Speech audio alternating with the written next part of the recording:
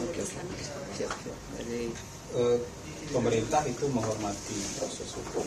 Jadi biarkan saja proses hukum ini berjalan, dan kita yakin proses hukum ini akan membuka semuanya dengan terang benderang. Jadi yang salah akan dibilang salah di situ, yang tidak bersalah juga jangan dipaksakan jadi salah kan. Yang tidak bersalah juga nanti tentu akan terbukti tidak bersalah. Jadi kita tunggu saja proses-proses seperti ini, dan kita harapkan masyarakat, teman-teman media juga memantau ini dengan proper. Jadi kita tunggu keputusan pengadilannya sehingga kita tidak mendahului keputusan pengadilan. Jadi yang ada sekarang itu kita pantau saja. Jadi kalau dari pemerintah menghormati proses hukum dan tidak mengintervensi proses hukum itu sendiri. Gitu. Komunikasi sama Pak Budi Aryo langsung? Saya tidak punya informasi soal itu, tapi kan kalau komunikasi nggak sulit ya, bisa telepon, bisa ketemu kapan saja. Jadi komunikasi itu bukan sesuatu hal yang sulit, cuma saya belum punya informasi apakah sudah bicara langsung terkait soal ini. Walaupun ini kan juga masih penyebutan aja di dalam proses hukum kan, jadi artinya beliau sendiri juga belum ada proses hukum apa-apa kan gitu. Jadi ya kita pantau saja. Kalau dari kita sih mantau aja kayak gitu. Ya ikuti aja prosedur hukum.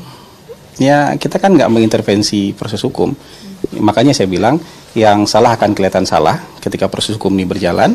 Yang tidak salah juga jangan dipaksain bersalah. Yang tidak salah juga akan kelihatan tidak bersalah kalau dalam proses hukum kan gitu.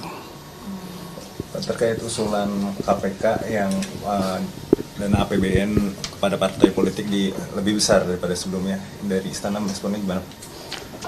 Itu untuk apa? Untuk dana parpol. Tujuannya untuk apa? Dari APBN biar nggak ada korupsi. Menekan. Oh, iya. Yang jelas presiden kan presiden itu kan punya agenda yang sangat serius untuk memberantas korupsi, dan ini juga bagian dari asta-cita ini, memberantas korupsi.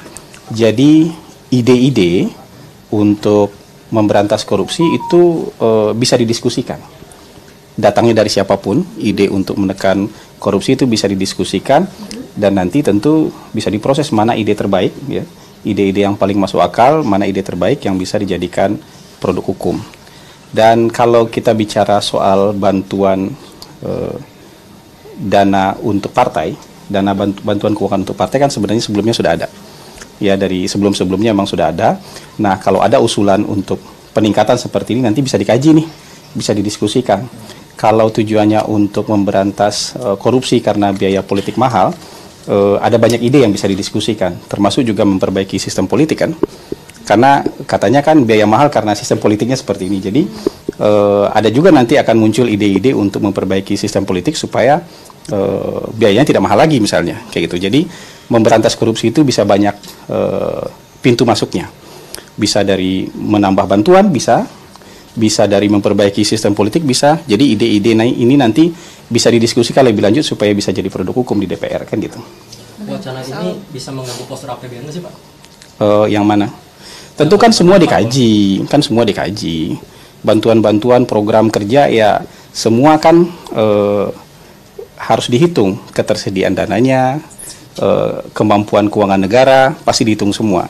Tapi yang pada prinsipnya bahwa ide untuk memperbaiki kehidupan berbangsa dan bernegara, termasuk juga untuk menekan korupsi itu kan bisa didiskusikan. Dan datangnya dari manapun itu kan bisa saja ditampung kemudian didialektikakan nanti, dan kita akan ketemu itu mana sistem terbaik dan paling masuk akal yang bisa kita jalankan gitu.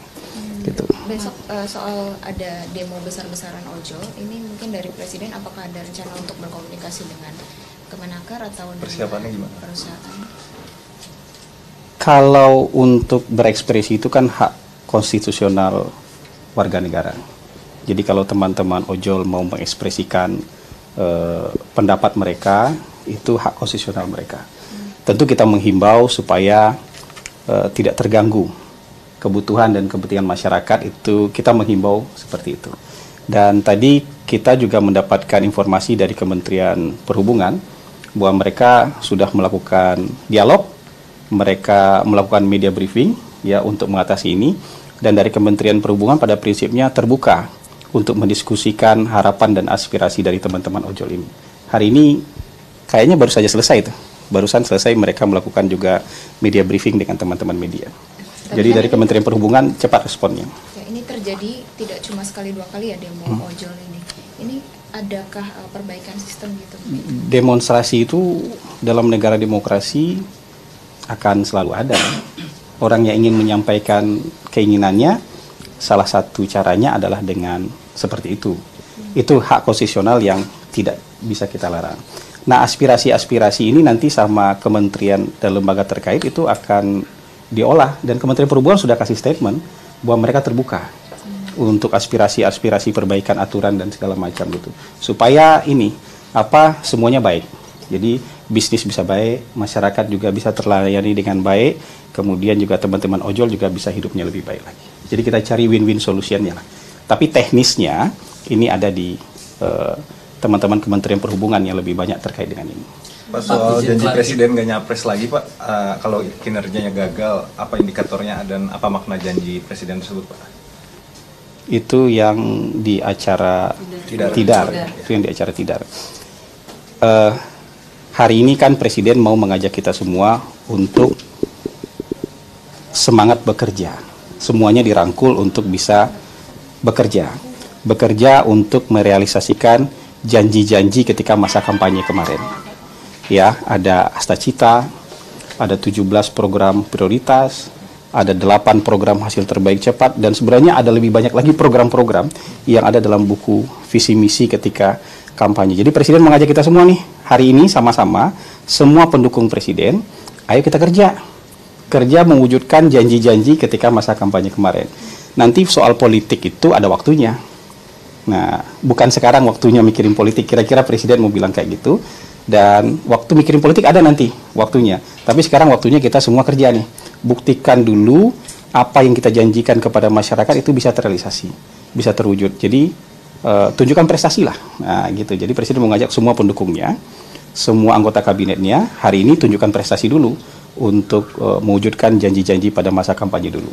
Kalau urusan politik adalah waktunya nanti, menjelang pemilu adalah urusan politik nanti waktunya, kan kira-kira begitu. Bapak izin Pak, mungkin klarifikasi penggusuran SLB Pak di Pajajaran Badung Pak, ini kan dinarasikan untuk digusur dan diganti sekolah rakyat Pak, mungkin bisa klarifikasi dari pemerintah Pak seperti apa?